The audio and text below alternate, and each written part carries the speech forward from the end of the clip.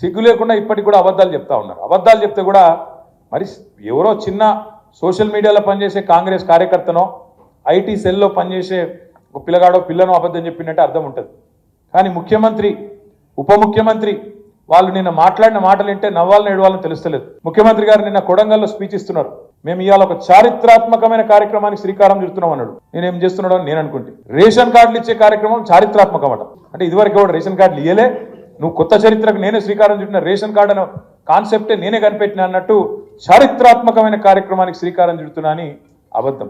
ఇంకా గౌరవం ఏంటంటే ఉప ముఖ్యమంత్రి బట్టి విక్రమార్క గారు నిన్న చెప్తారు, ఎక్కడో మాట్లాడిన ఆయన కూడా ఒక్క రేషన్ కార్డు ఇవ్వలే టీఆర్ఎస్ ప్రభుత్వం అని బట్టి విక్రమార్క చెప్తాడు.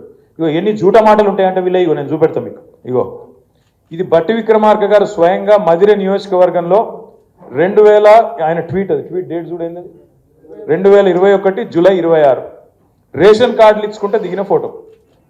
ఏదో ఆయన సొంత నియోజకవర్గంలో బట్టి విక్రమార్క గారు మన జిల్లా పరిషత్ చైర్మన్ ఆనాడు లింగాల కమల్ రాజు గారు ఇద్దరు కలిసి రేషన్ కార్డులు ఇచ్చుకుంటే దిగిన ఫోటో ఇది.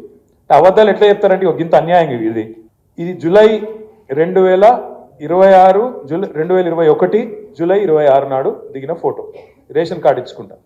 ఒకటి రెండు కాదు మన ప్రభుత్వం ఉన్నప్పుడు మనం ఇచ్చింది 6,50,000 రేషన్ కార్డు. కానీ మనం దాని ఏదో చారిత్రాత్మక కార్యక్రమం మనం అనుకోలేదు.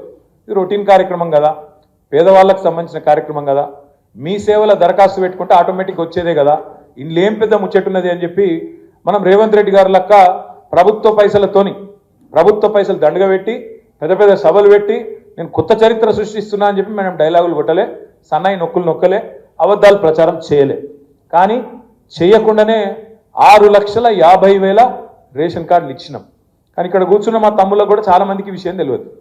కాంగ్రెస్ వాడు ఒక్క కార్డు ఇవ్వలే మీరు అనే వరకు మనం కూడా ఇవ్వలేదేమో మనకు తెలియదు కదా మనం అనుకున్నాం.